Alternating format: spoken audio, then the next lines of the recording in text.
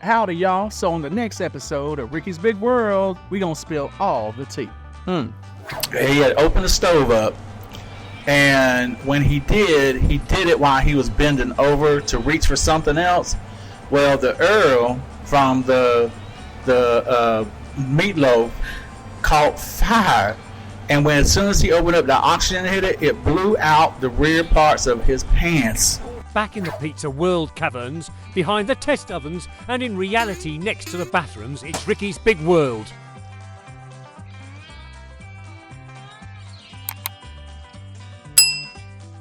Don't start with me yet. Oh, look. Hi, this is Ricky with Ricky's Big World. It's another edition. We're trying the gluten-free pizza today, and it's hot, man. I ain't talking about like hot off the presses. No, I'm talking about hot like lava. God! Here, take a look. There, it's hot. Anyway, Can I have a slice? you sure you want this? Yeah. This is gluten-free. Tell them about it, Kyle. Marinara and cheese. Okay, come on. He goes marinara and cheese. Come here, you gotta talk a little closer to the camera so I can hear you. You gotta be on the camera. It's a roasted cauliflower base with marinara and cheese. Oh, hot. And it's Look. really, really hot. Oh, Family, we've got our thumbnail.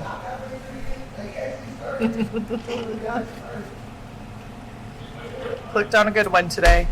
woo, Starting out strong. I'm starting to cry. You know it's a good episode when we start out the podcast like this. You okay? Yeah, I'm fine. Can you feel your mouth? I gotta feel my tongue. Yeah. Come on. You burnt everything, huh?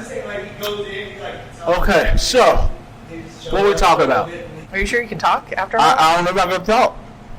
I burnt the fleshes and the future flesh off my tongue. This could not have been more serendipitous because I want to talk about cooking disasters.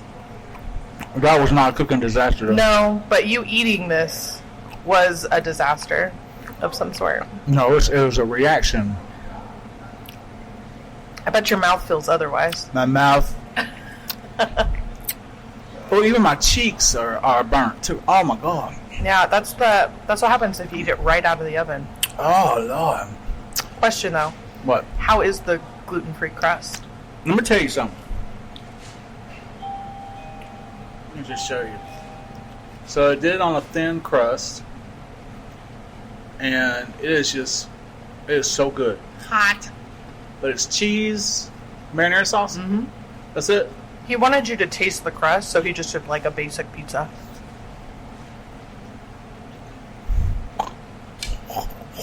Oh. Okay, that's hot. I'm gonna let it sit there for a while.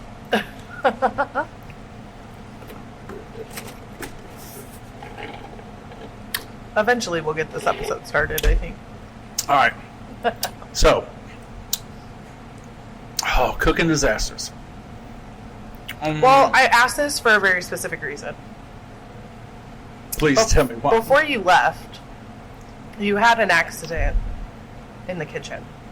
Who had an accident in the kitchen? You. What you mean? Some oil had popped and got your face. It did. So I don't know if people realized a few episodes back, Ricky's face is a little redder than normal. I That's cooked. what happened. I was good. Yeah. He Oh, cooked you himself. talking about when I had my face was all red, that red. Yeah. So yeah, I was cooking up. So I think it was a fried chicken. I forgot what I was cooking. What was I cooking? Remember? I don't remember. I was more worried about my face not peeling off. So I got my grease like real hot, and if I'm right, I remember I didn't let out. It was chicken wings. I had to let my chicken wings fall out half the way. Oh my goodness. And so- Wait, hold on. Shouldn't you have known this? You No, tell no, us about no, the no, turkey. You tell us about the turkey all the time. There's difference between frying a turkey outside in that extremely lavaness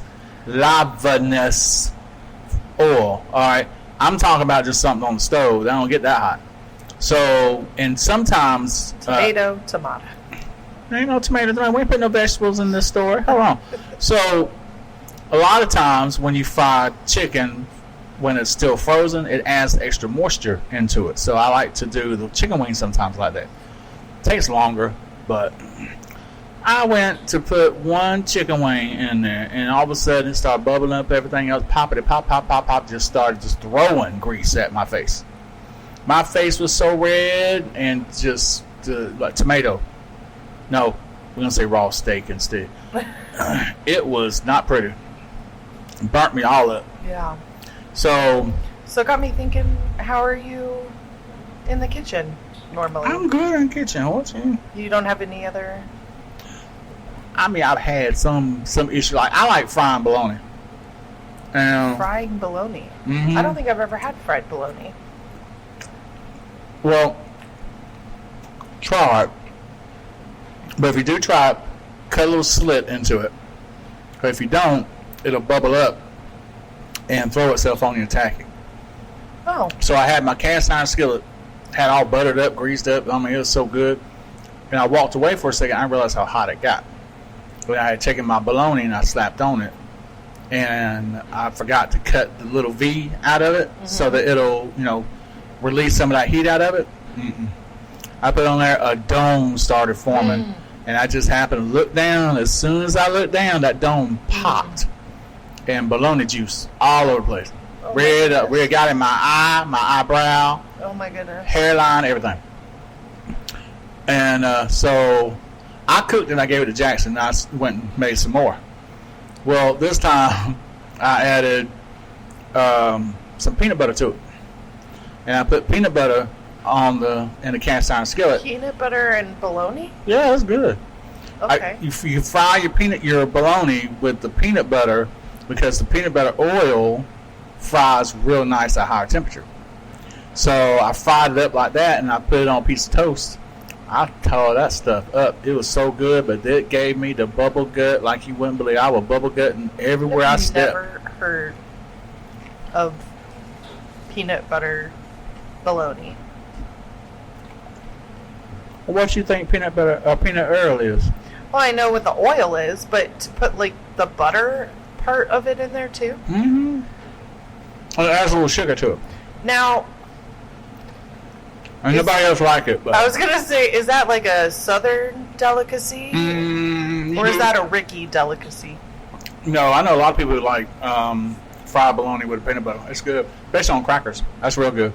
Crackers. But you can really mess it up, though, because the meat... You got to get the temperature. What I like to do is I like to cook the meat first. Get it to where I really want it. And then do a thin layer of peanut butter in the cast iron skillet, get that hot, and then put the cooked meat in it. Because a lot of times they'll come out rubbery if you don't do it right. And rubbery bologna is not a pretty thing, family. This is not pretty. Fair enough. You be slap it against the wall, and it stick. You try to throw it in the trash can, you might miss throwing. You hit somebody in the face, and it ain't coming off. So it will mess your world up. So leave the bologna to the professionals. Fair enough.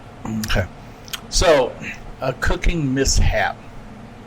Now, I remember... What was I telling you about Uncle Pork Bottoms? Yep. That's the one I was waiting for. Okay, but what was it again? Because he had so many. I'm trying to remember which one. He had so many. Mm-hmm. I mean, he does cook with oil and stuff a lot because he's making those... He tried to make Beef Wellington one time. All right. Now, Beef Wellington, for those who do not know, is hard to make and expensive to buy. And he tried to make it one time with a meatloaf. And he bought some of that from the frozen food section, the stuff that you would like pastry puff put on top of that. Yeah. So he was over there wrapping that up and everything else. So and he layered some olive oil in it, right? Well, his stove is a gas stove. And Uncle Pork Bottoms loves to wear overalls, just dirty old draws overalls. And the way his stove is, he had opened the stove up because it was outside. He had opened the stove up, and when he did it while he was bending over to reach for something else.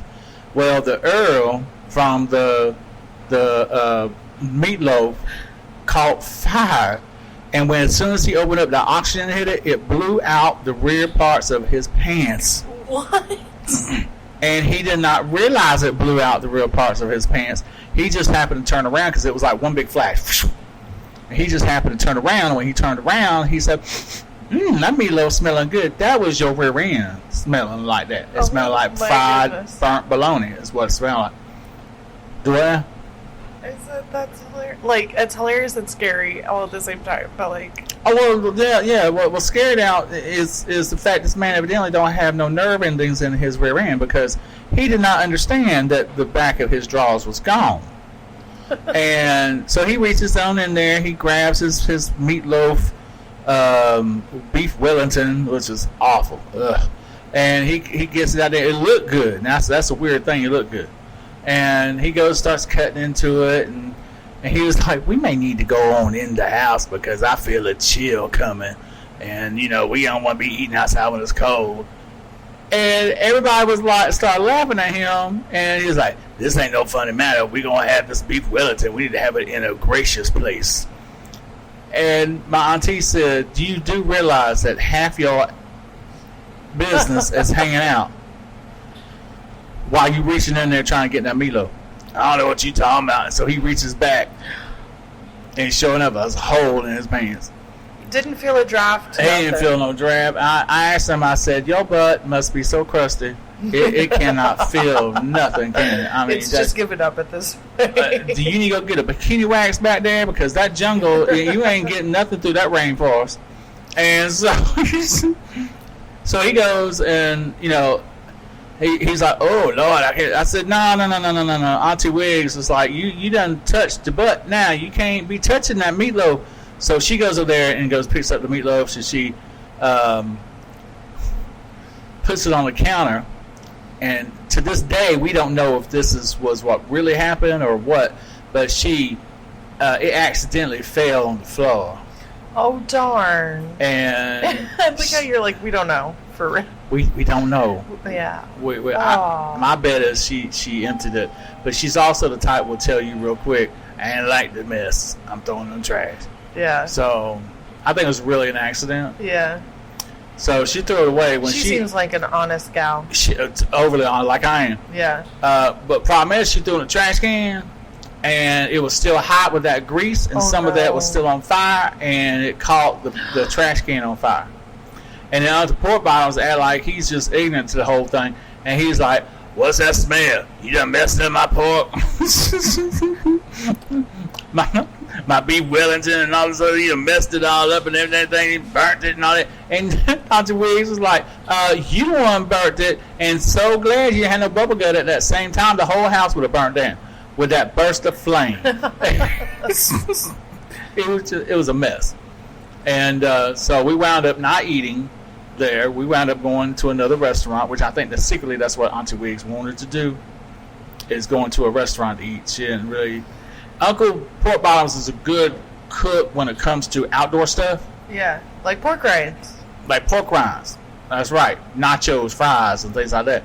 But when it comes to more elegant stuff, like a Beef Wellington that you do not need to be making with no meatloaf, I don't know what he was thinking. No, don't do that with him.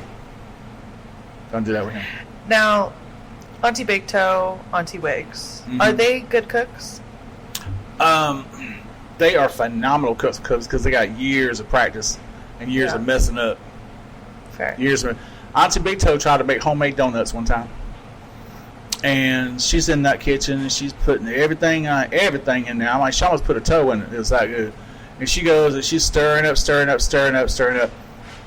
And what you're supposed to do is take some and just drop it in the oil and let it start frying up, and then the hole will form after that, right?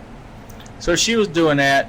She didn't realize that she put too many in at one time because she was yapping her mouth like she normally does. Well, there was too many in there, and it spilled the grease on the fire of the stove, and that caught the back of the stove on fire, and it caught the the hood vent on top to catch fire too. Oh my goodness! Funny thing is that the donuts were safe. She got to the donuts. She saved those donuts before she ever saved that kitchen. She had priorities. I guess so. So she, while the back of the stove was burning, she put a little powdered sugar on the donuts to make sure they looked good for her guests. So there was that. Fire department was called. She got herself a new oven, a new everything, and she still talks about how this is where her man met. And I said, "What man you talking about?" the donuts. She said, "Yeah, that's the only relationship I need." I love that. Now, Auntie Wiggs, I ain't never seen nobody mess up a school ham and cheese sandwich before, but she did because she got too fancy with it. She's putting, she got her brioche bread, which what child cares anything about that? She got her brioche bread, aioli mayonnaise sauce. Aioli. Oh. Mayonnaise. I mean, she's a gal. She knows her stuff. She's from the hood. No, she shouldn't be doing that. She tried it. Listen to him. So she spread that on there. It looked good. Tasted good. I tasted a little bit. Then she takes her ham that was, sliced very delicately. She put that on there. Then she put pepperoni on there. Then she put a layer of cheese. Then she decided she's going to put some broccoli on top of it because the little baby needed some green stuff. She's starting to lose me hair. Yeah. And then she put, what's that? The alfalfa. No, asparagus. She puts asparagus on it. Asparagus. Nasty. Now, the alfalfa makes sense. No. The asparagus I thought made sense too. But it hanging outside the bread. No. Bread already is getting soggy now because of all this mess. So then she goes and she said, "You know what? I'm going to try me a piece of this because it looks so delicious." And she takes one slice of cucumber and puts it on top and makes sure it's on there with a toothpick. So she put toothpick on. So she goes and she takes one bite of that and she vomited everywhere. She said, I don't know who made that. You did. That's who made that. What you talking about? Lost me at broccoli and asparagus. She did. She put broccoli and asparagus. Now, I remember we used to make ham and cheese sandwiches with crushed up potato chips. Oh, well, yeah, that makes sense. Yeah. Like, I put potato chips in my sandwiches all the time. Who would? Yeah. That's just it. Like your tuna, your egg salad, your ham sandwich. Mm-hmm. You just put that chip in there as you're eating. You need the extra crunch, even if there's lettuce in there. And then you dip the sandwich in the soup, and then when you got it too salty, it's like this ain't cool. You get a potato and you cut it in half, you put it in there so it'll drain up some of the salt. Yeah, but I draw the line at I don't want broccoli in my sandwiches or asparagus. No. Huh? Wow. I'm not a fan of asparagus. It can make your tinkle smell like you diseased or something. Mm-mm. No, that's too much for me. No. Let's see. Jennifer Jennifer had made, when she was younger, she made braised chicken for her daddy for dinner one time. Oh, that's sweet. I thought it was so sweet too until it was raw. She put it on that table and it was raw, and even her daddy called her out. Tell her, who made the chicken? That chicken all messed up. So like, who made the chicken? She's about in tears. She said, I made it. Oh. And to this day, that woman still talks about the chicken massacre of 1970 something or 80 something. I can't remember what it was. She pull out a thermometer now every time. No, she made me cook chicken. I am the official egg cooker and chicken cooker. Official egg and chicken cooker. Because when Jennifer, I love you, baby. If you're watching this, I apologize. I'm just speaking the truth. She will make the eggs like sunny side up. Don't ask her to do that. She'll do it scrambled, but it ain't all the way done. Oh. All right. So I'll step in and I'll make my eggs in like a cast iron skillet with very little oil in it. Yeah. You see some people, they put that egg stuff and it's floating in the water. Yeah. It's too much oil. So you put a light layer of oil in it, and then you put the egg in. Now I love because I'll pop an egg with just one hand. Oh, right, yeah. pop, open it up, bam, Fancy. there it is. I am fancy. Pinky up. And so it took me a while though, because I had disasters with it constantly, because it was either pop, it get fried up too much, burnt, whatever. Finally learned, and so I took the egg, put it in there. I make two for her, and I put it on low heat. You don't want them cooking up too fast, and then you start seasoning and everything. Wait until you're close to the end before you put pepper on it, because the pepper will turn the white part of the egg like a gray. So it doesn't look so fresh. Yeah. So there was that and some other things. Well, somebody else had got the same idea about how to do that, and they sent me a video and said, "Ricky, is this how you make the eggs in the cast iron skillet?" It was flamed up. What? Cast iron skillet fell on the floor. Oh my goodness. And the egg rolled. When I say the egg rolled, the egg was still in the shell, and it rolled underneath the table. And when it finally did pop, it was still boiling inside. He forgot that he did not take it out of the shell. Oh. So it's just sitting in there like that. Yeah. Now Crazy. I don't like I said, I don't know who's. That's why you can't eat at some people's house. You can't eat. It's like the theme. It is a major thing.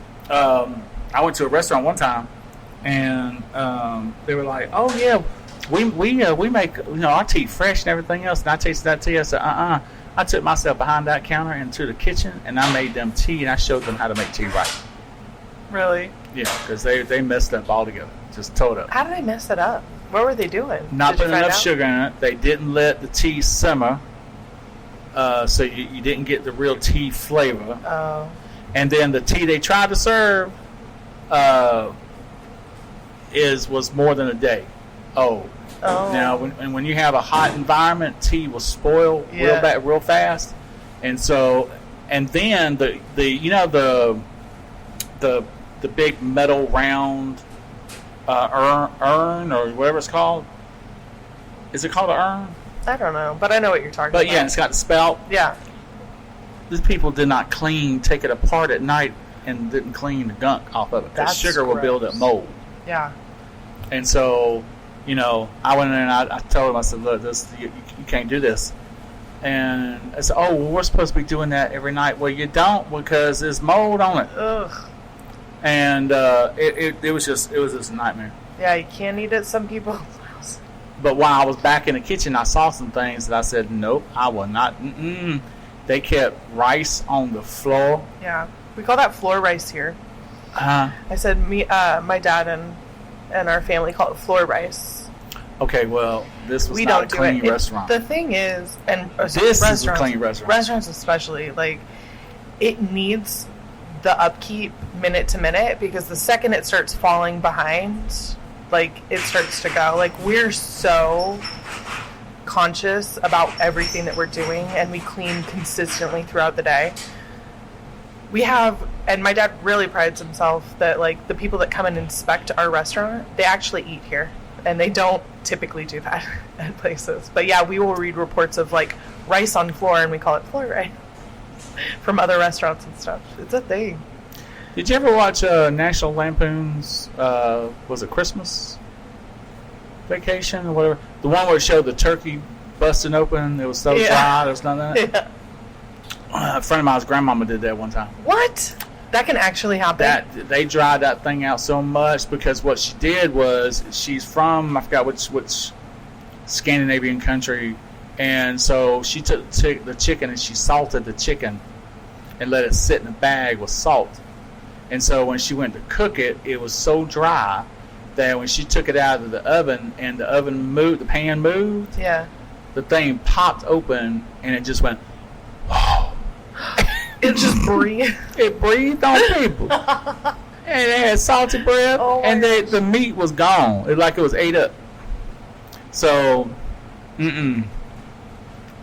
She didn't know. She just thought it was like the other stuff that she was brought up to do. So that's crazy. Because she didn't know. What about you? Cooking disasters? Mm-hmm. I mean, I'm sure I've had some.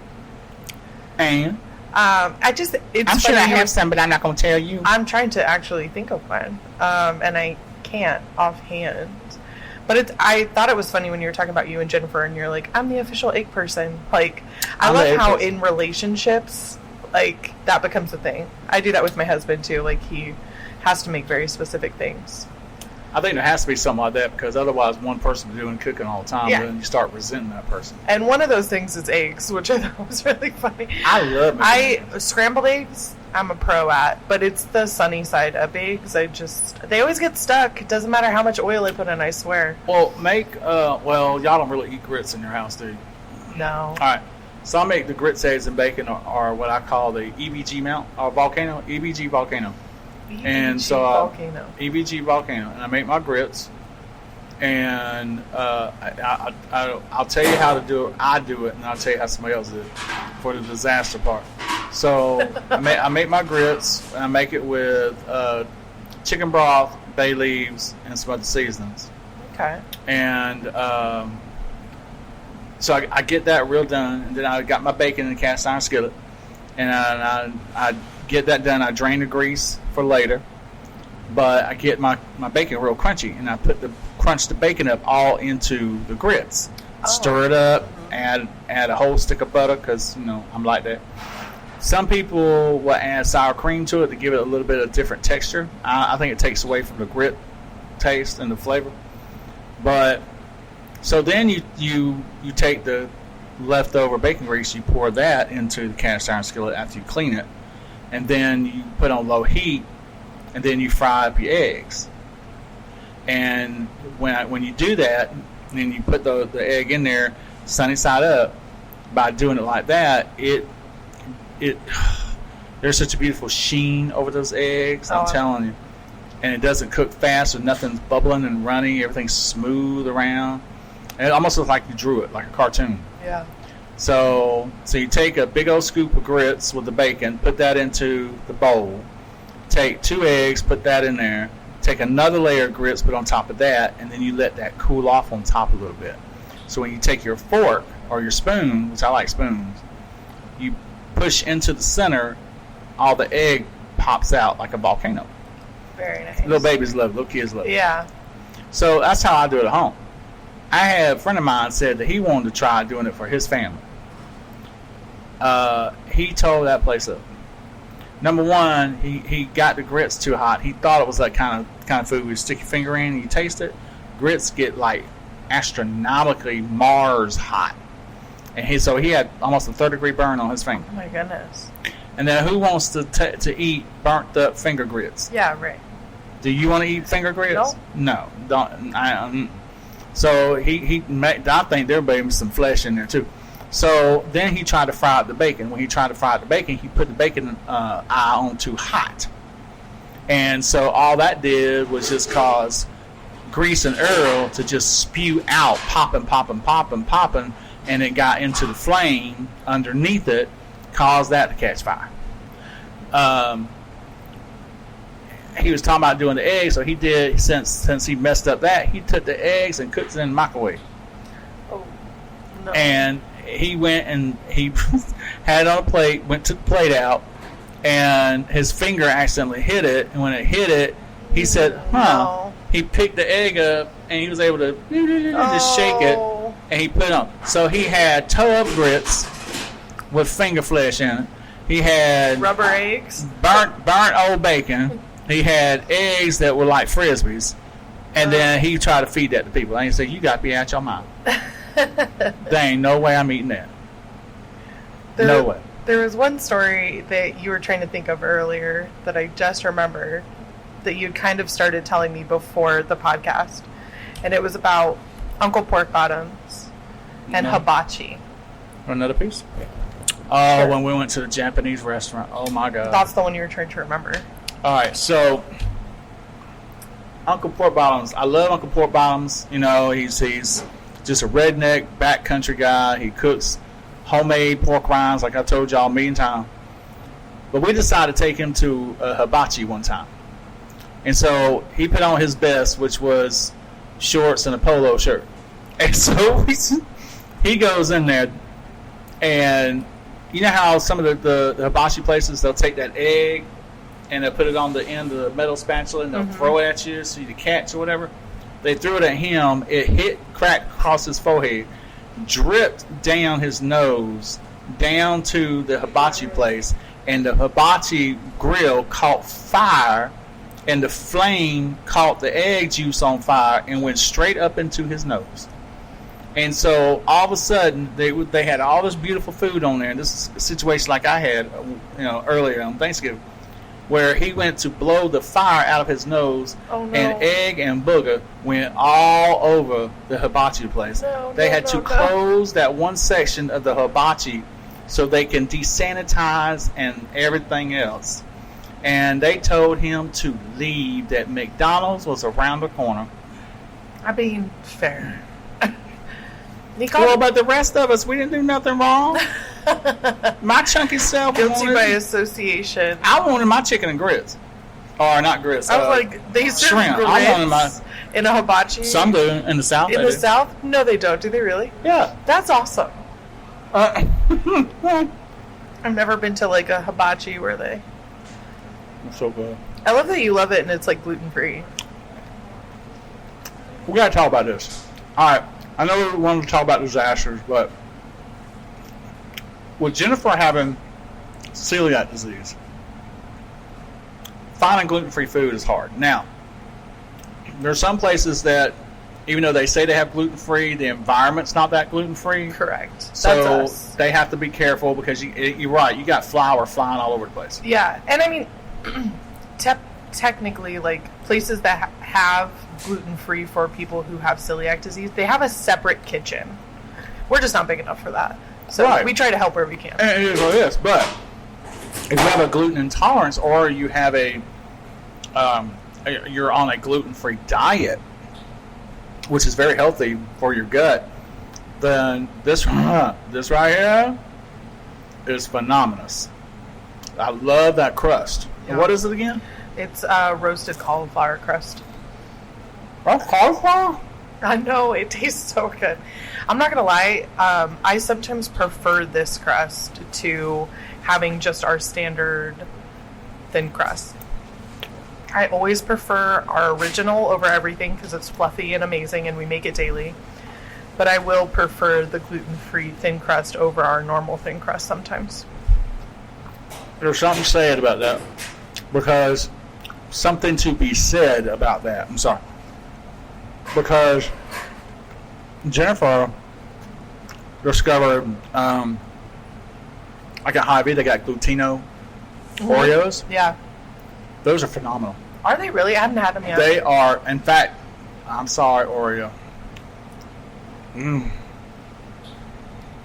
I think they better. Really? And aren't they like vegan too? I don't know. I ain't worried about that. There's something. I ain't worried about it. I'm just talking about the gluten-free. Those are phenomenal. Oh, I gotta go get some now. There are some other things that we get, like Tate's cookies that you get from that have the gluten-free ones. Those are phenomenal. Nice. So gluten-free has gotten to a point to where it's still expensive. It shouldn't be that expensive. Once they start pricing it like everything else, then they'll see more buyers. But for those people like Jennifer who have to eat them, to know that she can get something like an Oreo cookie that is just utterly phenomenal. Yeah, that's amazing. And locally. Now, I remember when we could buy Martha White flour for 84 cents for a 5-pound bag.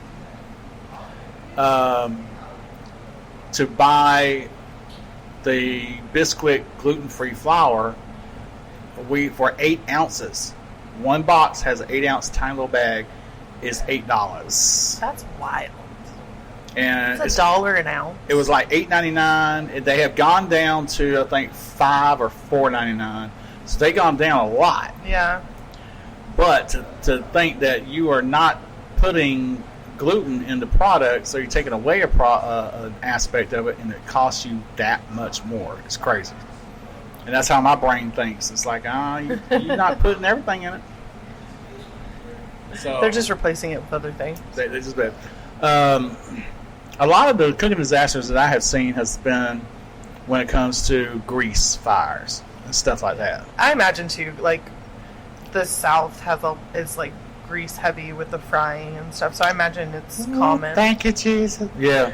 Yeah, I imagine it's pretty. Well, my common. grandmama, my daddy's mama used to make homemade dumplings, chicken and dumplings. Mm-hmm. She also made homemade hash. That sounds good. And I know we're eating, and we've had a lot of food, but that sounds good. And she would make homemade baklava. And Jennifer makes homemade baklava too. Ooh. But when it came to the homemade chicken and dumplings, she had this big old red bowl that she had on the stove. She had her water boiling, and she'd get all that stuff going. You know, she'd have all her flour out. She'd make her dumplings. She'd make her chicken. And she went to put the dumplings in the water so to boil up. She had her chicken already done and doing all this other stuff. And she got all boiled. She put everything on the plate.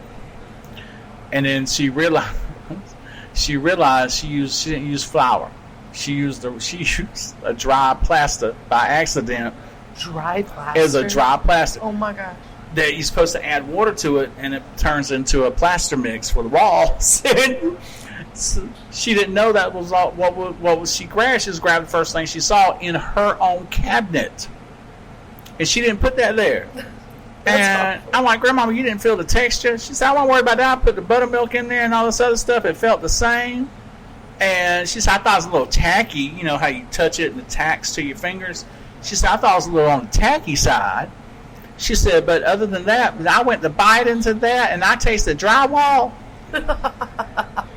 You talking about she cussed everybody out. In fact, especially her husband, my granddad, she went looking for him. And when she couldn't find him, she called him at his office. Because this was way before cell phone. And she called him at his office and she cussed that man out. She said, I can't believe you put drywall powder in my cabinet. I ain't put no drywall cabinet or in your GD cabinet and this. Well, you need to find out who did it. Did you not come home? Click. She hung up. He called her back about an hour later. She said, I found out who did it. One of your sons did it. Oh, no, that's your son too. Not mine today. That's your son. He needed a place to put it, and so he did it. That's all it was. So when he got home, now mind you, they almost grown at this point. When he got home, she whooped his rear end. And fed him the dumplings. Said, oh my here, gosh. I want you to try this dumpling. It's going so good. It's so good. He tried it. He spit it out. What did you just feed me? Your mistake is what I just fed you. So, yeah, there's something to be said about disasters. Yeah, that was sure. one of them right there. So, all right, well, look here. That is another episode of Ricky's Big World. I hope you had fun and learned what not to do when cooking, okay? I have to tell you something else a bit later on another episode. Anyway. But we'll leave the light on and the front door unlocked for you, okay? But do not touch my stove or nothing in my kitchen. You understand me? All right. You going to eat another piece? Probably. Probably. All right. We're going to sit here and we're going to finish eating the gluten-free pizza. Bye. All right. That is so good.